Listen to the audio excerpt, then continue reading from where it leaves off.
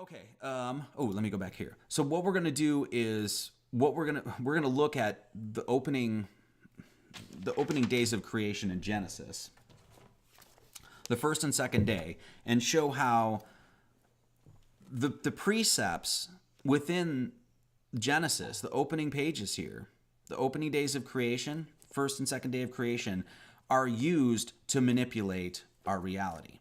That these are sacred principles, and that these dark occultists have used these sacred principles to literally fabricate space. And so we're going to cover a few of the very basic ones. And for those of you that I have 3 videos, Genesis 1:1, 1:2, and 1:3. And they're scripted videos, and they've got graphics and stuff like that. They're on my channel. Please check them out, because I basically decode and look at all the mathematics in those 3 verses just to show how, whoever crafted this stuff was just extremely intelligent. And what they were crafting into those were cosmological constants, things like pi, things like the path of the moon, the path of the sun, squaring the circle, a whole bunch of stuff. So we're going to first day of creation in Genesis, and we're just going to read it here. So this is the first days of creation and basic cosmological precepts. Now, these basic cosmological precepts are laid out for us and given to us so that we can come to understand our cosmology, the basics of our cosmology. When we come into the plane of existence, there's certain things that we need to know to help us understand what we're doing here and what Earth and the sky is all about. So Genesis 1:1. In the beginning, God created the heaven and the earth. And then it says, and the earth was without form and void, and darkness was upon the face of the deep, and the Spirit of God moved upon the face of the waters. And God said, let there be light. And there was light. And God saw the light, that it was good, and God divided the light from the darkness. And God called the light day, and the darkness he called night. And the evening and the morning were the first day. Now, some really important things you have to understand here. We have, right here it says, let's go to light and darkness and day and night. So God has created polarity is what he's done here. So now notice, how do we get light during the day? Well, the sun rises, right? And then that determines day. And then what happens? The sun sets, and then that's night, and usually the moon comes out, and this is what it says in Genesis, where it says the two, a lesser light and a greater light, right? And so that's what on Earth we know that, hey, the sun is rising, and so that's day. Well, God hasn't even created the sun yet, and yet we have a day and night. Hasn't created the sun, hasn't created the moon, and yet we have day and night. We also have light and darkness. And we also have heaven and earth. Now, what these two things are is what would be called the reconciliation of opposites, or the unified polarity that creates all of existence. And this is such a key point to understand, to help us really realize that what our world, the world that we've entered in, how it's created. It's created with a unified duality. It's created with a coincidentia oppositorum is what it's called. This polarity and the gradation that comes from that polarity creates our material, creates the entire experience. Primes and non-primes, odd and even numbers, man and woman, yin and yang, Shiva and Shakti, up and down, left and right, forward and reverse, right? Good and evil, black and white, sun and moon. So all of these things are, so when we see that God, in the beginning, God created the heaven and the earth, what God is doing there is creating the concepts of this unified duality in which all of the rest of creation will be based on. And you will see it repeated in those lines. Evening and morning, light and darkness, day and night, heaven and earth, waters and waters, and we're going to get to that. But I want to focus on Genesis 1:1 here, and then in the creation of heaven and earth. So I'll go to the whiteboard here. So it says, in the beginning, God created the heaven and the earth.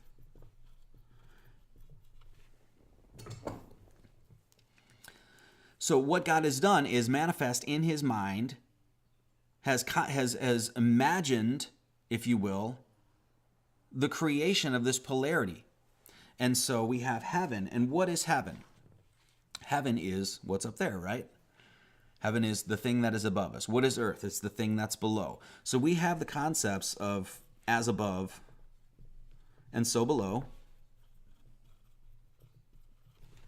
But and this actually, we can actually look at this in gender as well, or like a sexual union, because that's essentially what the universe is. It's a cosmic sexual union that's happening all the time. And that cosmic sexual union is Father Sky, and this is why we have Father as in God, God the Father, and then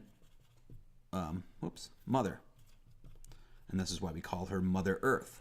Now, and this is our polarity.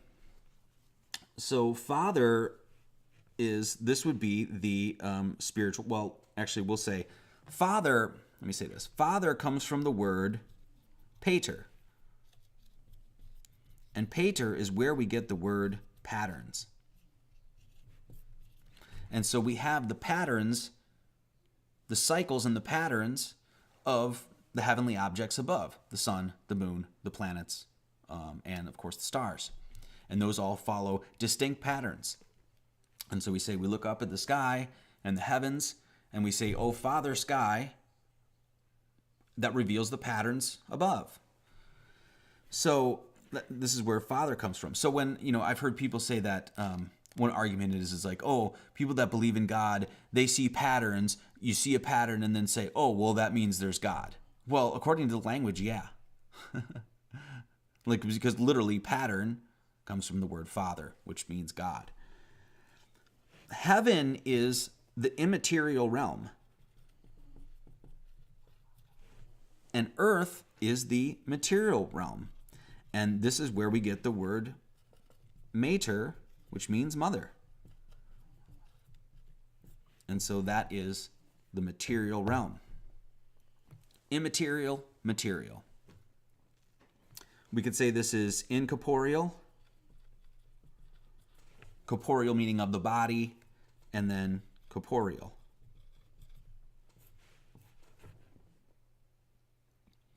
You could say non-physical and physical.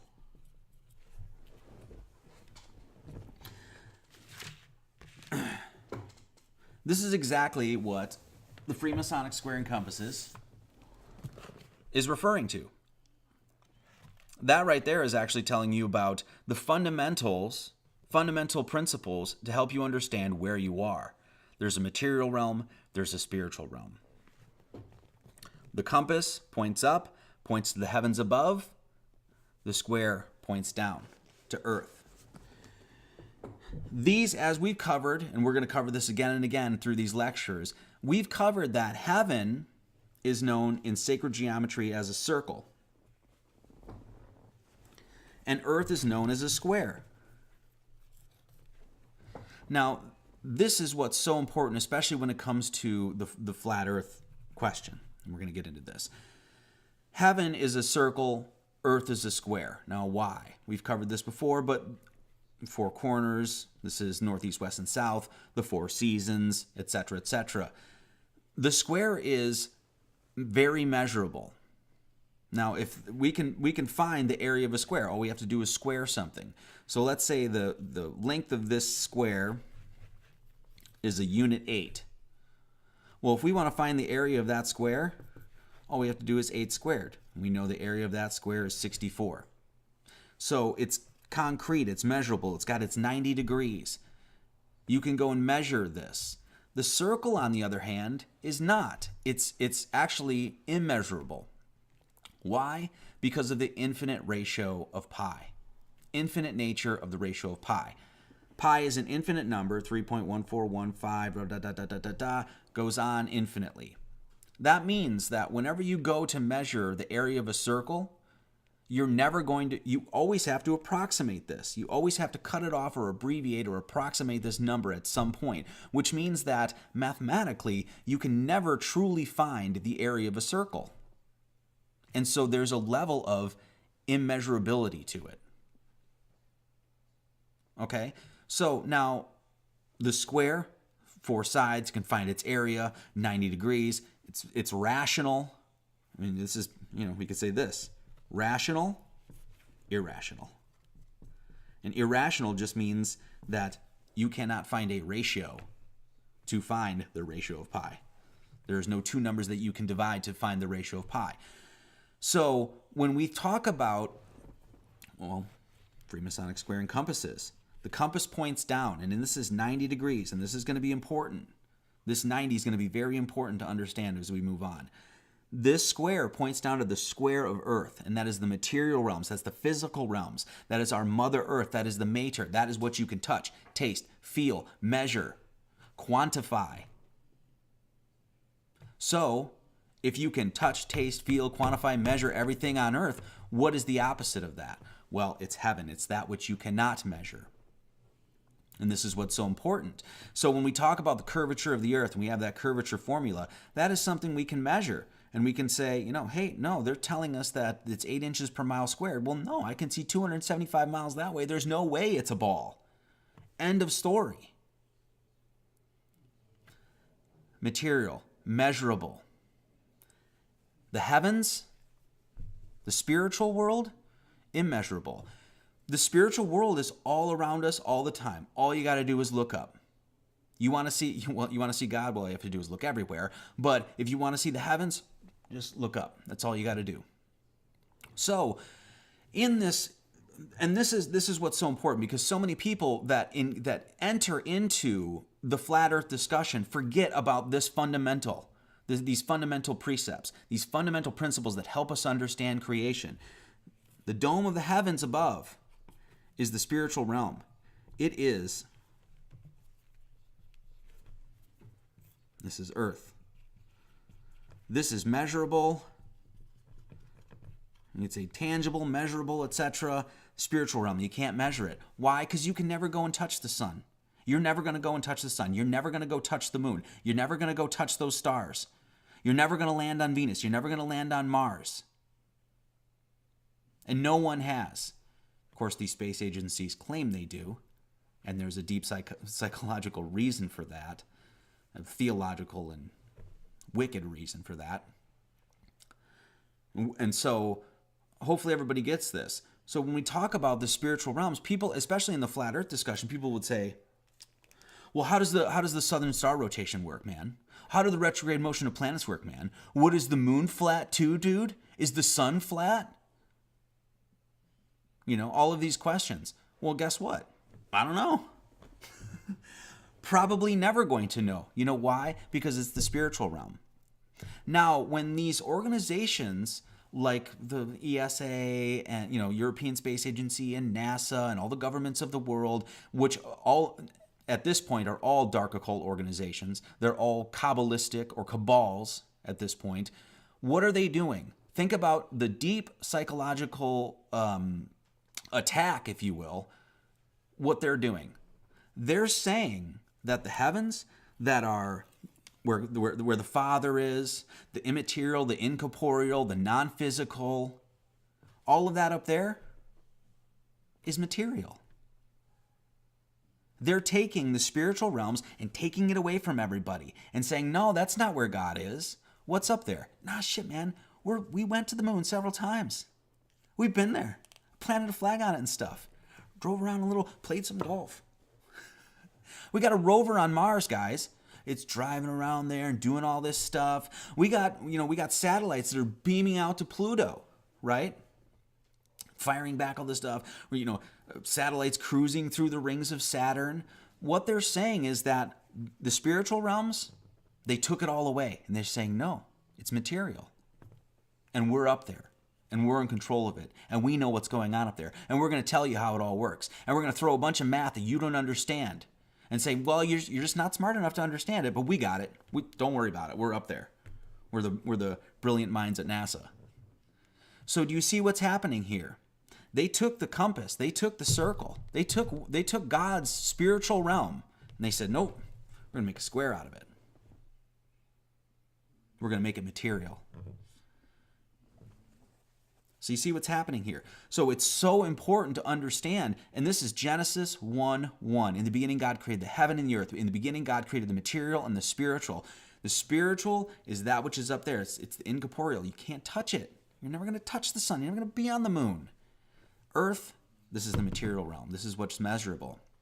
So when they lie to us about things as simple as, can you measure curvature? Well, we can use our own scientific prowess. We can use our scientific method, the scientific method in our own brains and our own intelligences to say, no, you're lying about this. I don't know about this. I don't know about this. People ask, is the sun flat too? I don't know. I ain't got a clue. Don't know. Don't claim to know. But you tell me, is the earth, curved and falling at a rate of 8 inches per mile square? No, it's not. You know why? Because I can measure it. And this is what's so important. And you are a balance between those extremes. The man being humankind is the being that gets to experience the material realm covered in a canopy by the spiritual realms. We are the beings that connect Father Sky and Mother Earth. And, we talked about in earlier lectures, who is the being that actually brings Father Sky and Mother Earth together? You are the being that does that. When you look out on the horizon, that horizon falls. The sky falls to meet your eye, and the earth rises up to meet your eye. So when you look out at the horizon, you are the one that's bringing heaven and earth together. 90 degrees, remember this. When we talk about they took the spiritual and they made it material, that 90 is going to be very important because we're going to find it in the International Space Station. Hopefully everybody gets that. Such an important concept. When they take the spiritual realms away, they are taking God away. And that's exactly what the conclusion that most people have come to when we look at the flat earth cosmology and the manipulation of it, and basically saying that no, it's not. It's a heliocentric. We're just a big ball spinning out in the middle of nowhere. They're taking God away. They're hiding God. And especially when you look at modern contemporary scientism, that's the conclusion. It's like the conclusion that they come to. Of course, there's no God, and that's their rational conclusion that they come to. And that's horse apples. So that's Genesis 1:1. When we talk about the spiritual realm, right? Why is it called spiritual? Because it is spiraling, right? So S-P-I-R-E, this is Latin, this is English. And when you church spire, what does it do? Boom. It goes straight up to the heavens. It's pointing right to the heavens, and it's a spiral. It goes up, and it's saying, up there. And that's exactly what the heavens do. Everything is spiraling above you. The sun spirals around you. The moon spirals around you. The planets spiral around you. All the stars, the fixed stars and the pole star, it's all spiraling around you. Now, in the heliocentric model, what do they say? The Earth is spinning this way. It's spinning counter, clockwise. They're countering the wisdom of clocking time. And we know the sun and the moon rise in the east on the flat plane, and we look to the east, and what is it doing? It's going clockwise. Clockwise. Using our cipher 33. So if you're wise about time, you realize the true cosmology of the earth. It's going clockwise. So, spiral. So when we talk about the heavens above or spiraling above us, all we have to do is look up, and we see it every single night. And even Genesis tells us that the stars are for signs, right? The stars are for signs. That means they're symbols. They're signs. What does a sign do? It points you in the direction you need to go. So there's a great story that's happening right above our heads every single night. Stars are for signs. You're never going to be able to touch them. You're never going to be able to hold that star in your hand. You're never going to be able to visit that star. So what is that star there to do? To tell you something about your spiritual nature. Spiral, spiraling above you. Spire, Latin. Spire, English. So when we talk about something being spiritual, it is a ritual, if you will, a spiral ritual. And a ritual is something that you do again and again. It's cyclical. It's a cycle. Ritual, hey, we celebrate Christmas. We all get together with the family on December 25th. And we're going to do that the next year. And then the next year. That's a ritual. It's a spiral ritual. And that's what spiritual is. Spiritual, by the way, this is so funny. Spiritual is an anagram for pie rituals. Pie rituals. When we talk about rituals and cycles, we've covered this. We're going to cover it again. It's exactly what it is. That's the solstices. That's a pie. That's the equinoxes. That's a pie. When the sun cycles above us and it rises and sets on that horizon, the horizon cuts off that sun at one point, and the moon, of course, and creates pie. So when we talk about the spiritual nature, the immateriality of those objects, and they tell us about pie rituals. Another anagram that's just really interesting. This is just really interesting. When we talk about the spiritual realms and we look at the pole star, right? And the pole star is what? It's Polaris. Polaris. And this is the pole star. Polaris is an anagram for O spiral. So you look up at the North Star, you see all the stars that are spiraling in a ritual above you. It's the pole star, Polaris. Now, remember when we talked about, for those of you that have been keeping up, we did the name of the Father in the sky, and that's Elohim, as it's given to us in Genesis 1:1 in the original Hebrew. And Elohim is El, which is a name for God, O, which is a spiritual pronouncement or a spiritual proclamation. It's a singing out to the grace of God. O, Him, the Father. So it's like saying El is a name for God, O, Him. God, O Father. God, O Father, right? Well, it's the same thing you're doing with the Polaris and the O spiral. O great cycles and patterns of God. Oh, the magnificence. Oh, the wonder. Oh, how all I have to do is look up and see the spiritual world right above my head.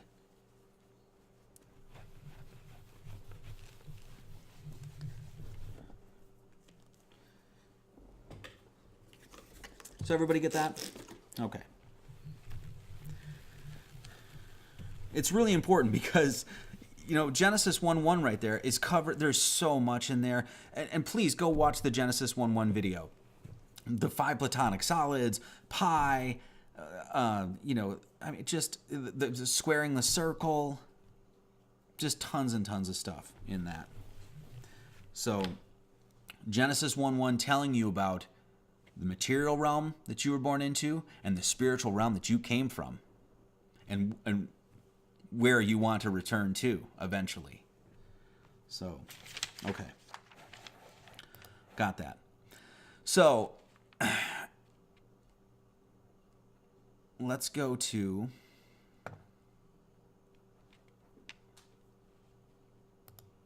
this is the rest of Genesis. So we read Genesis 1:1 to 1:5, and then so here kind of moves on into it's Genesis 1:6 to 1:10 here, and it says, "And God said, let there be a firmament in the midst of the waters, and let it divide the waters from the waters." So as you can see, now there's that unified polarity again. Right? We looked at light and darkness, night and day, heaven and earth. And now we have waters above and waters below. And Genesis 1:7 says, "And God made the firmament." A firmament is, as we can essentially see, as a dome, an expanse, a canopy, "and divided the waters which were under the firmament from the waters which were above the firmament. And it was so. And God called the firmament heaven." Once again, a spiritual realm, so you're looking up. It's heaven. It's where the Father is. And the evening and the morning were the second day. Once again, evening and morning.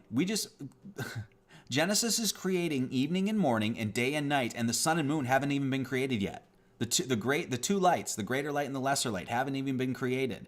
So this is all symbolic language to help you understand. I mean, Genesis is sort of like beating this into your head right now. There's a polarity in creation.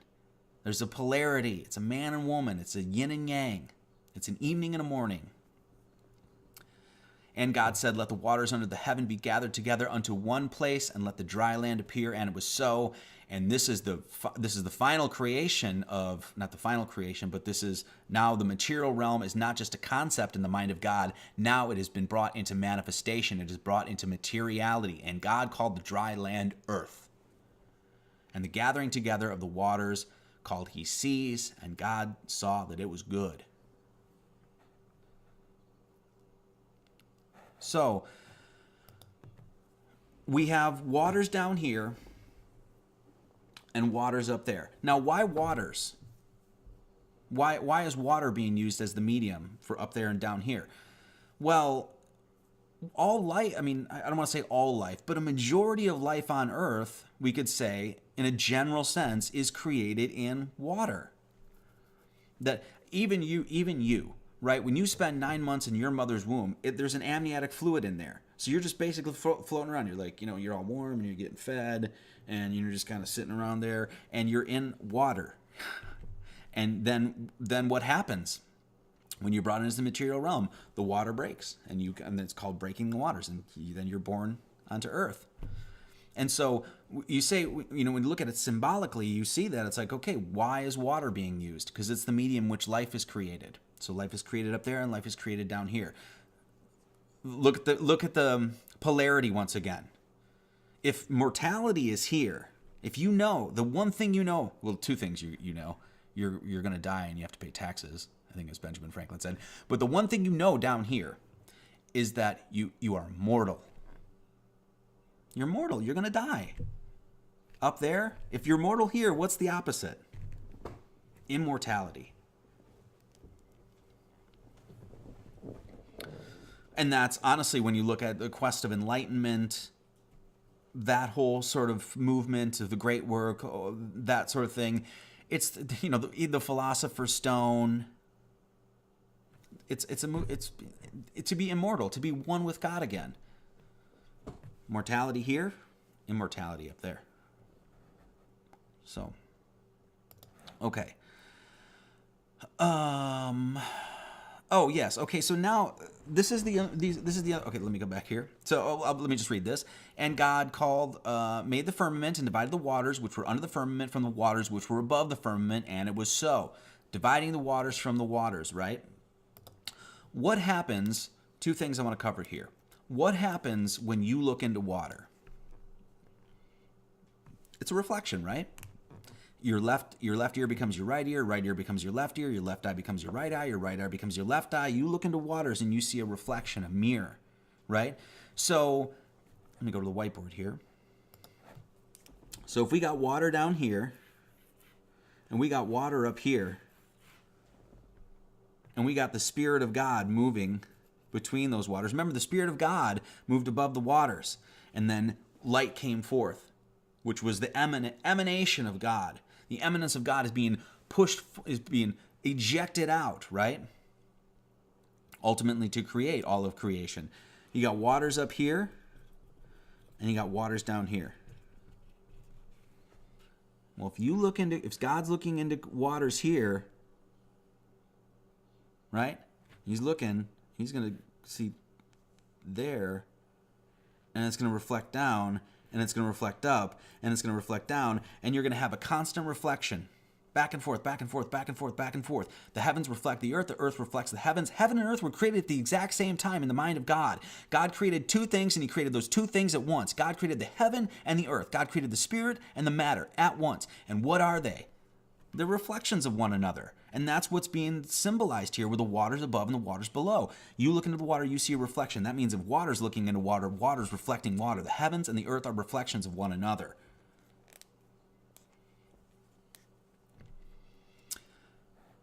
Well, I mean, okay, how about this? This is, when you have a camera, I'll show you this right now, but a camera that looks into a television, this is what you see.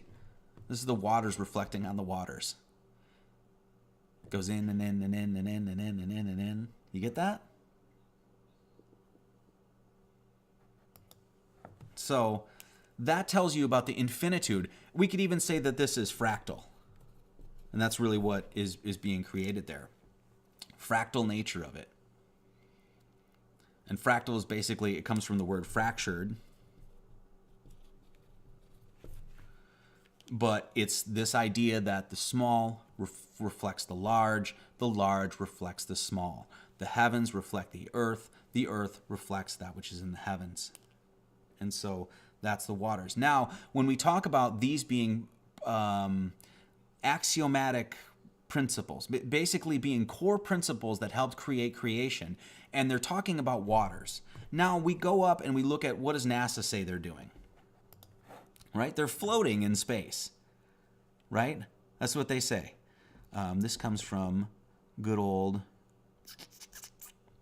actually, let me show this. The word astronaut, N-A-U-T, comes from the word nautical. Nautical pertains to ships or sailors, seafaring, naval. It's a vessel, it's a ship, it's waters. And so an astro is a star, ocean traveler. So even the name astronaut is telling you that they're using these core principles within Genesis, sacred principles, to manipulate space, to create space. And they're floating around in space, right? They're drifting in space. And there's been tons of people, of course, civilizations, cultures across the world that have talked about waters above, waters below, a general idea that there's a firmament, waters above, waters below, primeval ocean that the earth, rose up out of. There's waters above the firmament. There's just tons of these. This is a popular image that's gone around, but here, basically, look, Egyptian, Norse, Hindu, Mayan, Inca, Navajo, Hebrew, it just goes on and on and on. How many of these ancient cultures shared this exact same cosmology? And it makes sense, once again, when you talk about waters above, waters below. Why? Because life is created from water. And so when we talk about drifting and floating in space, right? Well, so this comes from one of Jeranism's last videos, actually. So props to him. This is the training facility of where they train for the ISS, and so basically this is a replica of the International Space Station. And look at that, they're doing everything in water. And of course, you can see the cameras there, what they're doing. It's again, they've taken God's realm, made a material, and then they're making a mockery out of it. The waters above, they're floating around in there.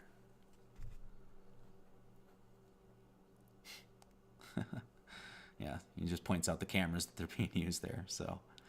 So when you look at, when we see all the footage of them in space around the ISS, it's being filmed on Earth, in water, and they literally use the cosmology of the Bible, the waters above, to manipulate this. And it's some sick stuff, is really what it is. So, all right, I wanted to cover that. It is already 9:03. I said this is going to be a long lecture. There's probably like another hour. I hope you guys stick with me because there's a whole bunch we haven't even got to the math yet. So, but those things are so important to understand because we're going to see how the math plays out with all of this. Okay. Oh, there you are floating around, you liars. Okay, so this is a poster for the International Space Station, and you can see the logo down there. And we're going to get into the math now here. You can see the logo down there. It says International Space Station, off the Earth, for the Earth, right? Now, you see these two, I'll click on this here. So you see these two, that they're supposed to be, I guess, the solar panels that are on the International Space Station, but you can see that there's 1, 1, and 1, 1. So we could see those solar panels as 11, 11 or 22. And I'll get into this in just a second. But we talk about God doing his work in 6 days and resting on a seventh. That means the entire creation of the universe in the symbolic way that the Genesis is trying to purvey to us is done in 7 days. And 7 using the English cipher, the septenary cipher, the sevenfold cipher. The word 7 encodes 22, and 22 divided by 7 is 3.142. And we're right back to the spiritual, the Pi rituals. So 22. An extremely important esoteric number, 22 letters of the Hebrew alphabet, 22 letters of the Phoenician alphabet, 22 cards of the tarot deck. We go on and on and on about the number 22. And really what 22 is just 1111. So when we look at, so here's this logo, once again, the International Space Station, off the Earth, for the Earth. And we're going to see, there it is again. And interestingly enough, you look at this, we can look at this as 1111, right? And it says off the Earth, for the Earth. Well, that's 11 letters for off the Earth and 11 letters for the Earth. Does everybody see that? A lot of 11s going on here. In other words, off the Earth, for the Earth is 22 letters, 1111. And if we look at those solar panels as 1111, that equals 22 as well. And we found the number 22 in pi, or excuse me, in the word 7, which encodes pi. So does everybody see that? Off the Earth, for the Earth. Now they're supposedly off the Earth, but really they're just in a pool in probably Arizona or some shit somewhere. So they're supposedly off the Earth, but I guess my question is, they're for the Earth. What are they for the Earth? Can anybody name anything that the International Space Station has given to humanity that has helped us in any sort of way? I personally can't. It hasn't helped my life at all. So now, okay, everybody see that? 11 letters, 11 letters, 1111. Now let's do the English gematria value for off the Earth, for the Earth. We punch that into the calculator. Off the Earth, for the Earth equals 111. So 1111, 11 letters in off the Earth, 11 letters in for the Earth, a lot of 11s, and then of course we go off the Earth, for the Earth using the septenary cipher, and it equals 111. Now when I say that they're playing God, that they've taken the spiritual realms, they've made a material, and basically what they're saying is they're hijacking the heavens. We own the heavens now. We're up there. We got satellites up there. We're on the moon. We're going to Mars, blah, blah, blah, blah, right? Well, the mathematics follows this. So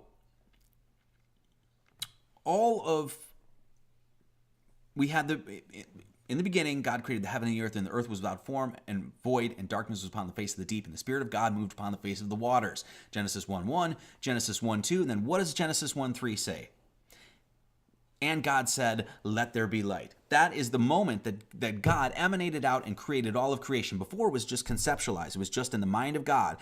God was just thinking about, okay, how do I create all of creation? Or say, we got heaven, we got earth, we got the Spirit of God, we got some water. And all of a sudden, boom! God ejected himself out, created that beam of light that created all of creation, right? So that is the moment of creation in Genesis. Well, we see off the earth, for the earth. And here is, and God said, let there be light. So, and God said, let there be light using the septenary cipher equals 111. Off the earth, for the earth equals 111.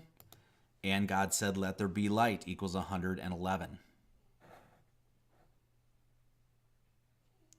Now, when we talk about them, taking control of the heavens, not really, of course, they're just lying to us and deceiving us and using this mass psychology, this wizardry, if you will, to manipulate people, manipulate the cosmology and get people to believe that they're up there. right?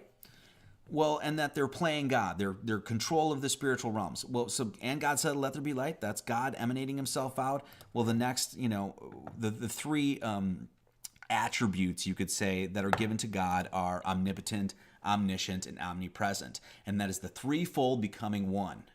Omnipotent, omniscient, and omnipresent. Omnipotent, everywhere at once, all-knowing, all-powerful. That's what omnipotent, omniscient, omnipresent means. 111. So let's just go over this once again. 1111, 11 letters, 11 letters. Off the earth, for the earth is 111. Omnipotent, omniscient, and omnipresent is 111. And God said, let there be light equals 111. So, I think NASA has a God complex. They're trying to take God away. So don't let them. So, everybody get that? I just wanted to cover that. So that's all in just this logo here. That's all in just this. So now we're going to take a look at International Space Station. Okay? Now, remember when I said, let me go to the whiteboard once again here. Now, remember when I said the Freemasonic squaring compasses, which, by the way, I don't want to get off track here. The Freemasonic squaring compasses is not Mason. It's not Masonic. The Freemasonic, quote-unquote, squaring compasses doesn't belong to the Masons. They don't own it. They're drafting tools that are literally thousands of years old. Calling this logo a Masonic logo, like this is a Mason logo, that's what this is. No, it's not. No, it's not. That's like calling the swastika a Nazi logo. And we know that the swastika has been used in Taoism, in Hinduism, and it's like thousands of years old, right? I mean, I should have brought a graphic. I have a graphic, and shows the swastika all over the world. And so this is not a Nazi logo, though people see this logo and they relate that because that's been pushed down our throats, right? Of course. So when we see the Freemasonic square and compasses, don't think that this is, I call it Freemasonic square and compasses because this has the cipher, of course, but these are drafting tools. And these tools are trying to tell you about the polarity, once again, of as above and so below. So when we look at the compass being a representation, making the circle, compass making the circle, and a square making a square. So there's that heaven, it's the compass. And here's the earth. Now, what is the square? It's 90 degrees. Remember? 90 degrees. Nothing more rational than a 90-degree corner. It's measurable. It's quantifiable. Anybody can understand 90 degrees. Right? And we talked about how NASA, and especially the supposed creation of the International Space Station, is telling humanity that we're in control up there. We got the spiritual realms. We've taken the material world and we said all that's material up there, when we know it's not. It's spiritual. It's incorporeal. It's immaterial. Right? Okay, well, this is why the International Space Station is, pardon me, what does it equal? 90. International Space Station. So when we talk about spiritual realms of the compass, the material realm, and them creating the material world up there, saying that all that's material up there, they're encoding that exact same thing in the mathematics, the gematria of the International Space Station. So that square that points down to Earth and says that this is Earth, they said, no, we're going to flip it up. And everything up there is material too, and we own it. You're never going to go there. Maybe Tom DeLonge is going to go there. But no one can ever go there. But we've manipulated your consciousness to believe that they are up there, and that is material. So it follows right in line with these fundamental dictums that are found within the opening. I mean, this is Genesis. This is the first 2 days of creation that they are manipulating, that they're making a mockery of. Okay. So International Space Station equals 90. When we remove the vowels, it equals 57. Okay, so all we did is ignore vowels there. We're removing the vowels. Equals 57. International Space Station equals 90. Remove the vowels equals 57.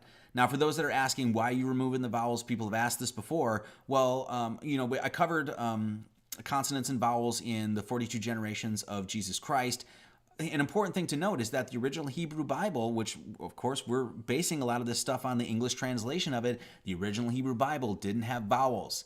And this is the vowel and consonant is yet again one of those dualities, those polarities, the unified duality that creates all of creation. Vowel, consonant, evening, morning, night, day, light, darkness, heaven, earth, waters and waters, as above and so below, man and woman, Shiva and Shakti, etc., etc. Right? And so all we're doing is removing the vowels here. So International Space Station equals 90, the square, we remove the vowels, it equals 57. You tell me, what is the difference between 90 and 57? In other words, what do the vowels equal? What's 90 minus 57? You guys tell me. It's good old 33. How many years did Jesus Christ live? 33. Now, we talked about how this symbol here, International Space Station equals 90. Remove the vowels, it equals 57. The vowels equal 33 then. We talked about how this, go to the whiteboard here, how this here is talking about spirit up in the heavens and matter down here. The material realm, that which you can measure, touch, taste, feel, smell, quantify, and that which you can't. Right? Well, interestingly enough, coincidence or not, if you believe in those sorts of things, spirit and matter equals 57. I'm not going to go into this here, but both those numbers, 31 and 26, both encode pi. And I'm not going to go over that here, but another lecture. So, go over it again. International Space Station equals 90. No vowels, equal 57. The difference between 57 and 90 is 33. The number of years Jesus Christ lived, 33, one of the most important esoteric mystical numbers of all time.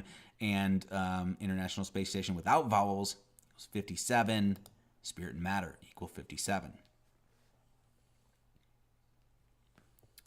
So, now this is, I just mentioned, I'm not going to go over it here, but spirit equals 31, matter equals 26. You can find pi in both those numbers. I'm not going to go over that here. But if we look at the divisors of the numbers 90 and 57, and you can double check all this on numberempire.com if you want. Great resource. But here, so on the left there, it says number 90. Well, that's the gematria value for International Space Station. We remove the vowels and we get the number 57. Well, the sum of the divisors of the number 90 is 234, and the sum of the divisors of number 57 is 80. So the number of ways, so we're dividing, you can divide the number 90 in 1, 2, 3, 5, 6, 9, 10, 15, 18, 30, 45, 90. You count all those up, it equals 234. You do the same with the number 57, you get 80. 234 plus 80 is 314, guys. And those are the gematria. That's International Space Station for you, with and without vowels. That's all it is. You add those divisors up and it gives you the key number 314, which is found in the 7 days of creation. Pi.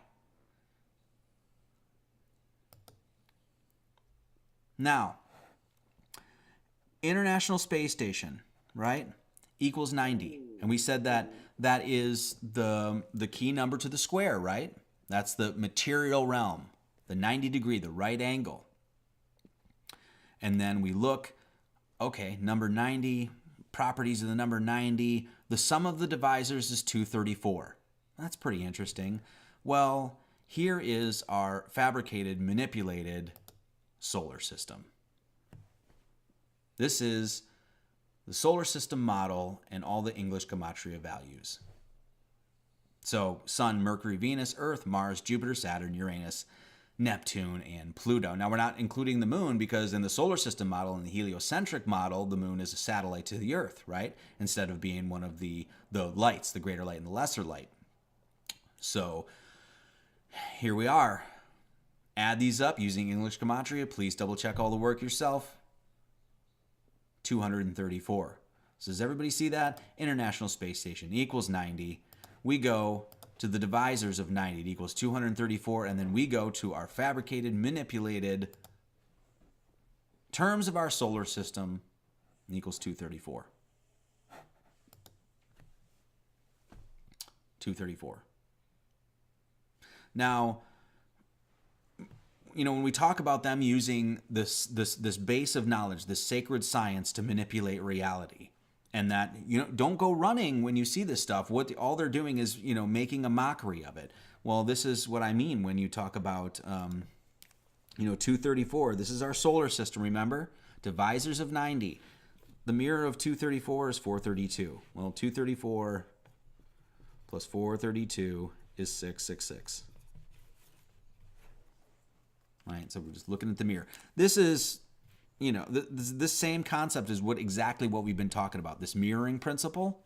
Remember, the waters above and the waters below mirroring one another, infinitely mirroring one another, creating the fractal nature of our reality, if you will. That's exactly what we're doing here. You could say this is matter and spirit, heaven and earth, etc. So that mirroring principle works all over. I've covered that in a ton of different places. We're going to cover that again and again as we move on. But there it is. So, and what I mean by this is, that this number's not evil. It's found in Jesus in English and in Greek. Please, I had to re-upload the English gematria and English and Greek gematria of the holy name of Jesus Christ. I cover it in there. I cover it in the De-Occulting of Las Vegas. This number's found in Jesus, a bunch of different places. So when you look at these numbers, there's nothing frightening about a right damn angle and the divisors of that number. There's nothing devilish about it. In fact, it's very rational, is what it is. So I wanted to point that out. Now, once again, when I'm saying that they're using a sacred canon of information, the sacred knowledge system, a holy science, manipulating that system, perverting that system, feeding us a bunch of lies, and then using that system, putting it into our faces, and making an absolute mockery of it. This is what I mean, and we're going to see this even further. So there it is. There's our solar system. Divisors of 90, solar system. Now, when we do the, let's go here. We're going to do the National Aeronautics and Space Administration, and we're going to use English gematria on it. And we're going to see that the National Aeronautics and Space Administration equals 137. Okay? And so what's 137? Well, it's the 33rd prime number. 33rd prime number is 137. Remember, International Space Station equaled 90. Without its vowels equaled 57. What's the difference between 90 and 57? It's 33. We go to the 33 and it's 133rd prime number and it's 137. Now, who ordered the prime numbers? Who put the prime numbers there? God did. God made geometry and numbers. It doesn't come from man. Okay? So 33rd prime number being 137. We find this number on the Holy Bible. Once again, that's the spirit and matter. That's the circle and the square. That's the heaven and earth. That's combined, that heaven and earth. You got 47 degrees on that compass, 90 degrees on that square. 47 plus 90 is the 33rd prime number being 137. And that is exactly what we find in the National Aeronautics and Space Administration. 137. Okay? Now, we say, why is the number 137 so important? Not only is it the 33rd prime number, but, hey, baby, Jennifer, can you grab me that plant? Now we talk about there's a sacred body of knowledge. Thank you. That's a holy science. It's sacred because God created it. That's why it's sacred. And this is this knowledge system that these people have taken, like thieves in the night. Now I think it's, in my opinion, that this knowledge system should be taught to children. The mathematics of your damn hands, all of that stuff that we've covered in the lectures before and all the videos about how, the period of, a woman's menstrual period is on the hands. The cycle of the moon is on the hands. You can find pi on your hands. You can find, here's the 12 ages of the zodiac and the earth, air, water, and fire. And this is cardinal, fixed, and mutable and blah, blah, blah, blah, blah, right? There's just tons and tons of stuff. That stuff, in my opinion, should be taught to children. And could you even imagine the kind of world that you would live in, the kind of different person that you would be if you were taught these fundamental things when you were young? If somebody came along to you and said, hey, this is the material realm. This is the realm that you can know. Up there, mortality's here. Immortality's up there. The cycle of the moon is on your hands. The cycle of women's menstruation is on your hands. The cycle that brings you into the material world is on your hands. Could you even imagine the different world that you would live in if you knew this stuff?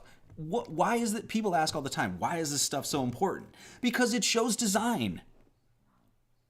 It shows design everywhere. Your body is a temple.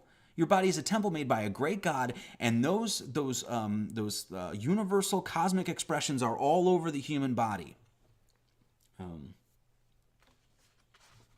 John Anthony West, great quote, talking about what the human body really is. Man is the sum of the principles that pervade and organize the universe. He is the self-perfecting product of the grand experiment that is organic life on earth, embodying within him the mineral, vegetable, and animal kingdoms. His body is a temple designed to permit him to carry out the rite of self-perfection, the only legitimate human goal. Your body is a temple. It literally embodies the principles of God's design. That's why you have 12 ribs here and 12 ribs here. 12 hours a day, 12 hours a night.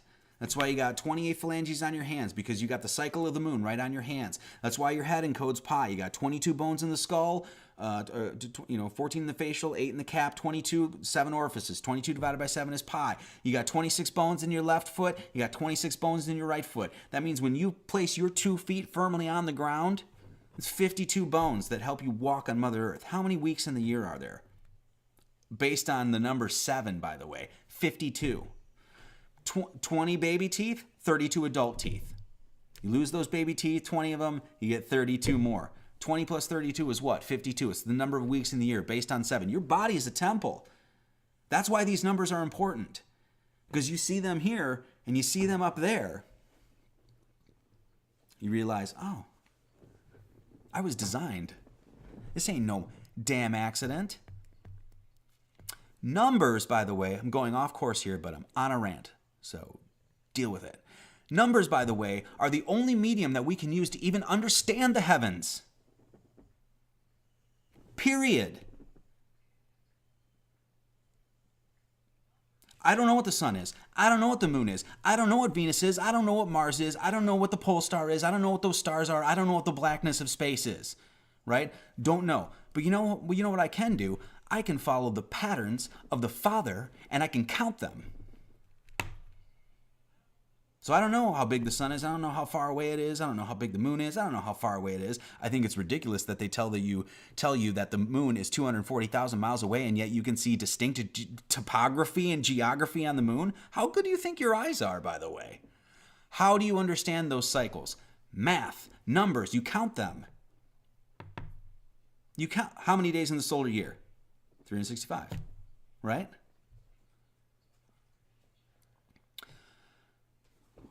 We're back to 137. 137.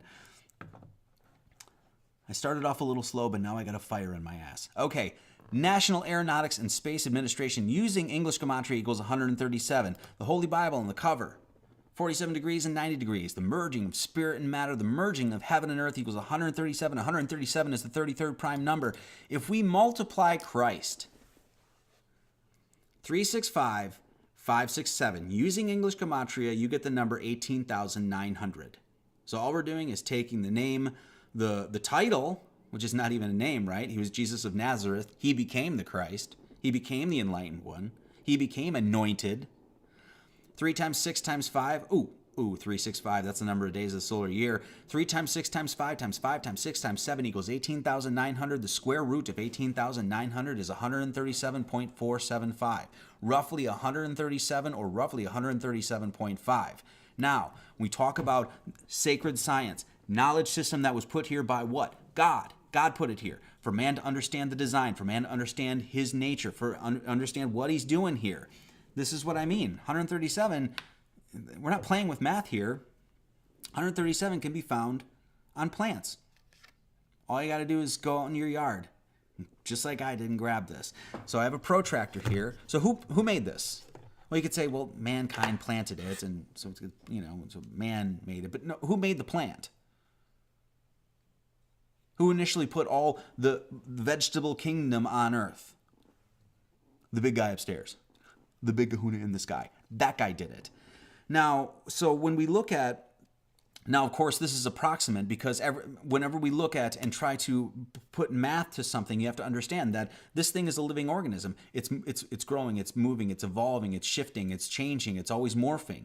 And that there are basic general templates in which creation unveils itself into, forms itself into.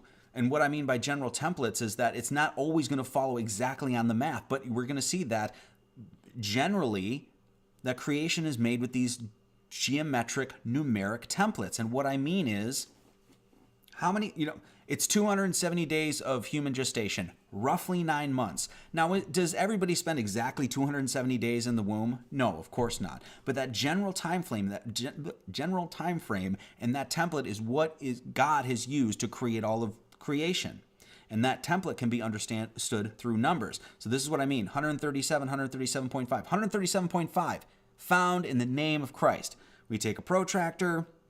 We got it to roughly 137 here. And, we can see. What's the best way to show this here? So once again, this is not... Here, let me go to the whiteboard. It might be easier. Once again, this is not exact, but I'm trying to show you what is being unveiled here. So this is the degree of phyllotaxis. So you can see that plant decided to grow, just like the rest of the plants in the vegetable kingdom. They grow to this general template called phyllotaxis, and it's roughly 137.5 degrees. So we take our protractor and we can see. And so when we want to extract intelligence and wisdom, we have to go to nature. So, NASA can tell us about how they're on the moon or they're roaming around on Mars and they're going to build bases on Mars and they went to the moon and stuff like that. And they can lie to us all day about that. But you can't lie about this. Because this is God's wisdom. And this is what is in the material realm, what you can measure and what you can prove. So you see on the cover of the Holy Bible, you see this here. You see 137. National Aeronautics and Space Administration, 137, they're taking the sacred sciences and they're manipulating them. They're certainly not teaching them to you in our indoctrination camps called the school system, are they? You certainly didn't learn any of this stuff. And how easy is this stuff? I always say, if dummy Marty Leeds can do it, you can do it too. Because I ain't that smart of a guy. This stuff ain't that difficult. So, okay.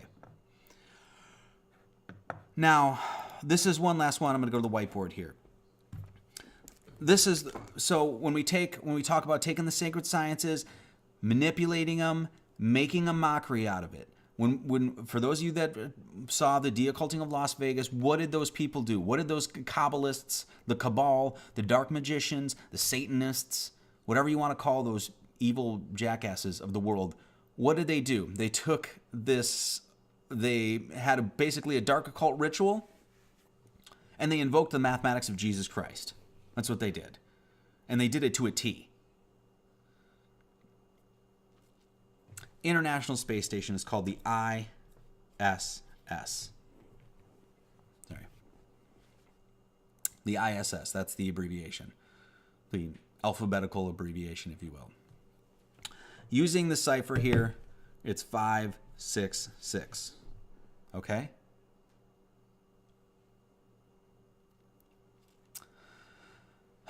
So,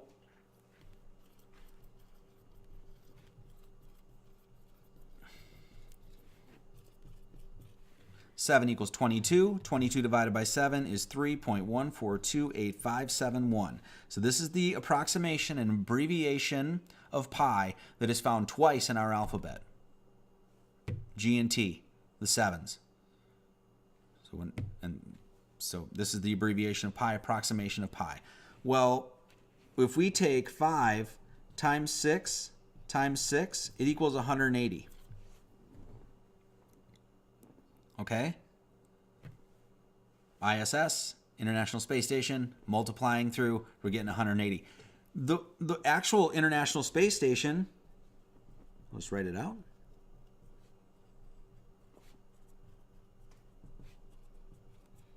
If you're learning this stuff, get so good so you don't even need this thing anymore. That you can just look at this and just go, oh, I can just do this. Get so good that you don't even have to think about it, right?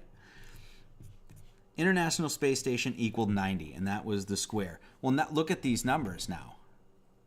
You got the 90 degrees, and you got 180. So we had, remember what we talked about? They took the spiritual realms and they made it material. That's exactly what they did. They got rid of the heavens, got rid of that compass. We don't need that. And they made it another 90. They made it 180. Get that? So,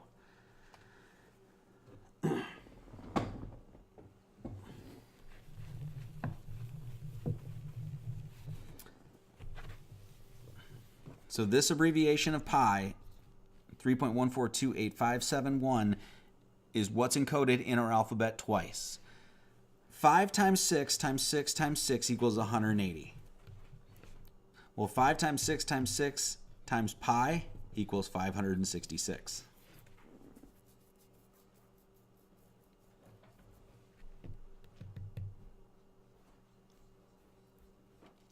So you see what, okay, so now, so basically what this is saying is 180, which is the key number. This is the arc of the path of the sun and the moon as it courses over our head from our perspective, from our perception on Earth. That sun rises in the east, and we watch it rise up, and it does a 180 arc above our heads, and then it sets, and the moon does the same thing. And all the declination and ascension and declination of the stars, they do the same thing. It's generally this 180 degree arc. We take 180 times pi, and we get 566, and 566, 5 times 6 times 6 times pi equals 566. Okay? Now,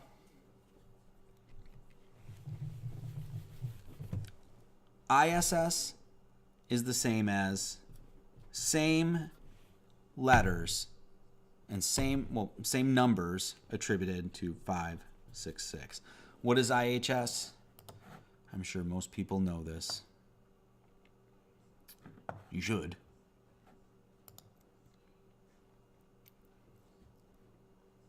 It's a monogram for Christ. So monogram is mono meaning one, gram meaning, it comes from the word grammar, of course, but it means message or letters, of course. So a monogram, and there's a bunch of different monograms, but one of the main ones is IHS, and I've got a bunch of examples here. And you can see, just go online. You can find tons of these all over. IHS, IHS, IHS. It's all referencing Jesus Christ, Jesus on the cross. So we got, of course, this is the emblem of the Pope Francis here, and he's got IHS right there, right? And of course, the three nails that right there on the Son, of course, this is Jesus Christ is the Son of God, and you've got the three nails that Jesus was pinned on the cross to, and you got the monogram of Christ, the three letters IHS. Well, IHS in English gematria is 566, and 5 times 6 times 6 times pi is 566, and ISS 5 times 6 times 6 times pi equals 566. Now, think of the psychology of this. What they're doing when they say that they have this thing that's circling the Earth, orbiting the Earth, and that they're doing all their scientific experiments and they're in control and they know what's going on in the stars and you don't because you're just a little old peon, right?